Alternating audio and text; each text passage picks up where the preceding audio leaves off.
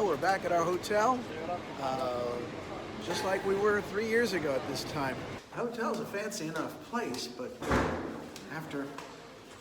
once I've gotten to the point where I judge a hotel by the quality of their internet, I'm not so sure I want to say that. I don't remember going out through the Royal Spa, and sure enough, it's closed for Shabbat. So if this is where we pick up towels on the way out, I'm glad I brought my own from home. We seem to have joined up with a sizable crowd that keeps growing all the time. And I'd forgotten the hill that we're going down on. Once again, it's really hard to talk to you and navigate my way around at the same time. We actually have a water park, or it looks like one, over here in our hotel. Never checked that out the last time around. Just stayed in the indoor section. Of course, who's gonna mess with the outdoor section once it's gone dark? And it will be getting dark pretty soon. Well, here we are. Just about time to get in and check out the thing. I don't know how long I'm gonna have the camera because the salt water it won't do it very many favors, but I do want to get to the point where I'm in there and bobbing around before taking you in and just setting you by the towels. Actually, I don't think I'm gonna need sandals here, so I'm gonna find out soon enough. Okay. Slightly stony. Okay, yeah. That's hard on my feet. I'm just gonna get the sandals after all. All right, you can see the hotel complex behind us, and it's not just our hotel, but a whole bunch of them. It's like everybody's all in one place. I know I took a photo last time around of Daniel right by, I think, the Daniel Hotel, but I can't spot it from here.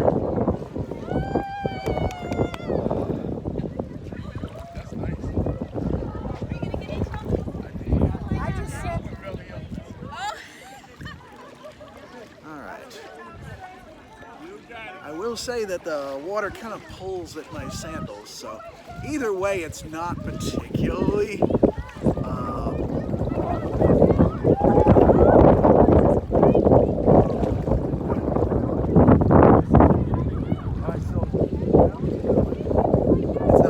comfortable whether I go in barefoot or in sandals, but you just do what you do. Alright, Daniel has made himself comfortable like you're supposed to. You just lean back like you're in a recliner. But personally, I'm gonna wade out as far as I can before I lose touch with the bottom. Because if I remember correctly, you just kind of bob like a cork. Now, I have stories about this place from previous times. You probably remember this one, Rachel, the first time that we were out here, when we were coming down to the water, there was a guy being carried by his two buddies, and he was just coughing, spluttering, covering his face. It turns out that he was, he stuck his head under, apparently as a bed or something like that, or maybe one of those rednecky kind of, hey y'all, watch this type of moments. And of course, paid for it dearly. You know, never make any drunken bets on the Dead Sea.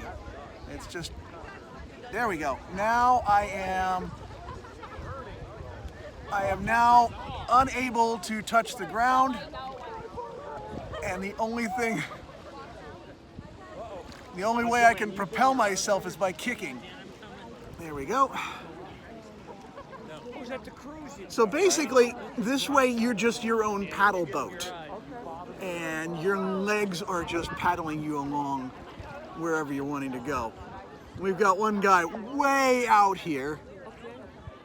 I'm not sure what he's doing or thinking, but you know, if you keep paddling, eventually you get way out and you have to try and turn yourself around. Just take your pants off and hold it up and create a sail and you'll get the quicker.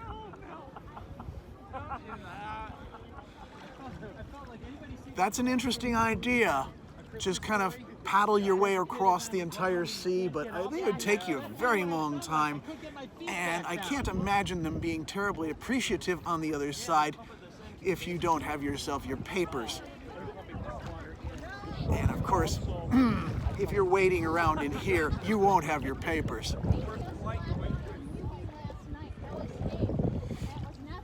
I will say, and maybe it has to do with the fact that it's been cloudy and rainy today, you usually expect the Dead Sea to be warm to the point of being hot. It's not today. It is November, but I mean, it's the Dead Sea. At this elevation, it's just going to be warm. That's the way it is. Okay, so we've got our, okay. Oh, there we go. And now, I'm just gonna bob around here. The only problem is now I'm a little turned around.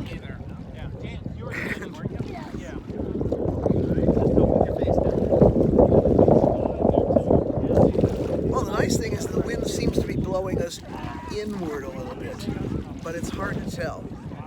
And I do worry about trying to get myself back into position at this point. But at least I've made it, I'm here, and boy, the camera really does not do me any favors here, does it? I've lost 10 kilos since I was here last, and it barely shows, does it? Oh well. I kind of wish I'd have gotten that on camera. I managed to fold myself up and get back on my feet, and without getting this thing wet. And I've been kind of worried about that because salt water does not do camera or any electronic equipment any favors. But I got myself down without any problems. I will say, I thought I remembered bobbing like a cork from my waist up, and here I'm standing, again, not touching the ground, but the water's up to my chest, which is kind of ironic because the Dead Sea has been losing water at a rate of about 10 centimeters a month. Since the last time we've been here, it has presumably dropped about 11 feet in depth, which seems very strange because you'd think it would have pulled a long way away from shore here. I'm assuming it's not nearly as even as all that. There is a spot further north from here that used to be the prime location. And it may have been where we went back in 2014, but the place has been closed down because with the water receding, there has been sinkholes opening up underneath parts of the shoreline.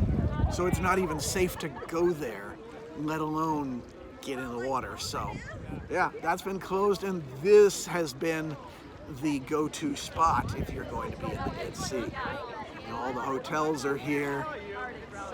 I will say this about the salt water is that it leaves you with a sort of greasy film to yourself, which in a way you're staying moisturized, I suppose, but it does feel a little weird. I hardly need to mention that I don't normally go swimming with my glasses on, but then I also don't go swimming with a camera on. But since you're not supposed to get your face in the water, it's just as well to do this and get some decent footage of folks floating around in here. Hey, he's fine. He's okay. I'm the guinea pig. All right, let's get him back up on his feet. Stand up. All right, take your watch and stuff. All right, that way he gets the effect. You did it, bro. Yeah, I get it. We've been warned, not to stick our face in the water, but also that, you don't want to get jewelry in here, including my electronics. So he's got a fair amount of bling on both hands, so I don't blame him for being reticent, but, if you don't get in the water, you don't know what it's like in here. Full marks for actually making the attempt. I'm proud of you, man. Well, I'll admit that this is more like a, hey, we've done it, we can go in now.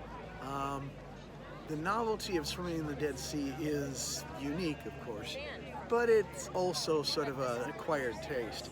I personally don't like this feeling of being kind of greasy from wherever the salt water was.